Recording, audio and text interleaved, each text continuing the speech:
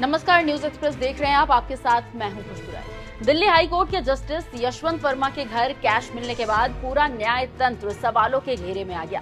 देश के justice system पर भ्रष्टाचार जैसे संगीन आरोप लगने लगे।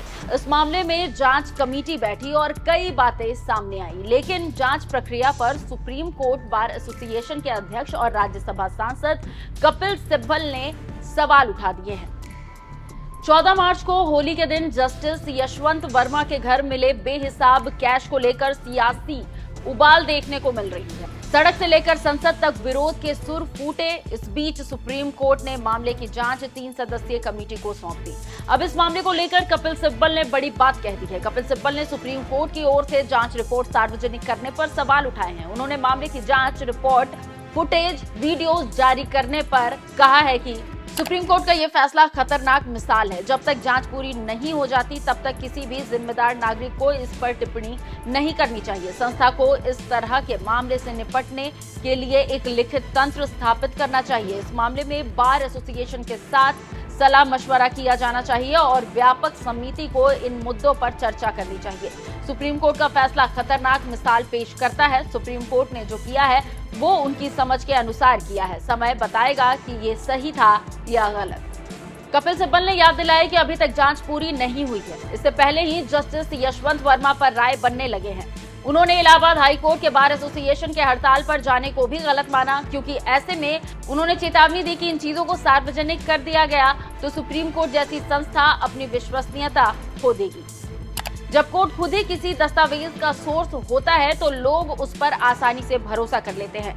सच क्या है ये बाद में पता चलेगा। संविधान के अनुसार संसद के पास महाभियोग चलाने के अलावा कोई और शक्ति नहीं है, इसलिए कोर्ट को सोचना होगा कि ऐसे मामलों से कैसे निपटा जाए। बार एसोसिएशन को हड़ताल पर जाने का फैसला नहीं लेना चाहिए। इससे ये मान लिया जाएगा कि कोई दोषी है। वहीं जस्टिस वर्मा के घर मिले कैश के मामले पर जांच कर रही कमेटी में हाईकोर्ट के 3 जज शामिल हैं। इनमें पंजाब और हरियाणा हाईकोर्ट के चीफ जस्टिस शील नागू, हिमाचल प्रदेश हाईकोर्ट के chief justice GS Sandhawalia, Karnataka high court के जस्टिस अनु शिवरामन शामिल हैं। जस्टिस वर्मा के कैश कांड में घिरने के बाद सुप्रीम कोर्ट ने उनका ट्रांसफर इलाहाबाद हाई कोर्ट में कर दिया। हालांकि वहां के बार एसोसिएशन ने इसका पुरजोर विरोध किया। ये भी कहा गया कि वहां का कचरा यहां मत भेजो। जांच से पहले ऐसी टिप्पणियों को कपिल सिब्बल ने खतरनाक माना है। केस की टाइमलाइन।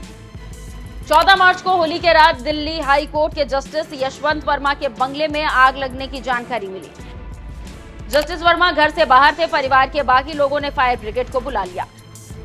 दावा किया गया कि फायर ब्रिगेड की टीम को आग बुझाने के बाद भारी मात्रा में कैश मिला। हालांकि बाद में फायर सर्विस की ओर से कहा गया कि उन्हें कोई कैश नहीं मिला। 20 मार्च को कॉलेजियम ने जस्टिस वर्मा का ट्रांसफर इलाहाबाद हाई कोर्ट करने का आदेश दिया। 22 मार्च को सीजेआई संजीव खन्ना ने मामले की जांच के लिए 3 सदस्यीय कमेटी बनाई। 23 मार्च को जांच कमेटी की रिपोर्ट सार्वजनिक की गई। सुप्रीम कोर्ट ने आग में जली हुई नोटों की गड्डियों के फुटेज और वीडियोस भी जारी किए थे।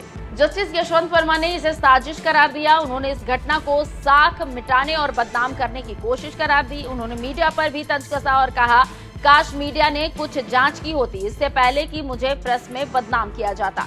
एक जज के लिए उसकी प्रतिष्ठा और चरित्र से बढ़कर कुछ नहीं होता। ये घटना मेरी वर्षों की मेहनत और साख को नुकसान पहुंचाने वाली है। बहरहाल सच क्या है, झूठ क्या है, ये तो जांच के बाद साफ हो जाएगा। इससे पहले कपिल सिब्बल के बयान को आप कैसे देखते हैं, कमेंट कर जरूर बताइएगा। नमस्कार।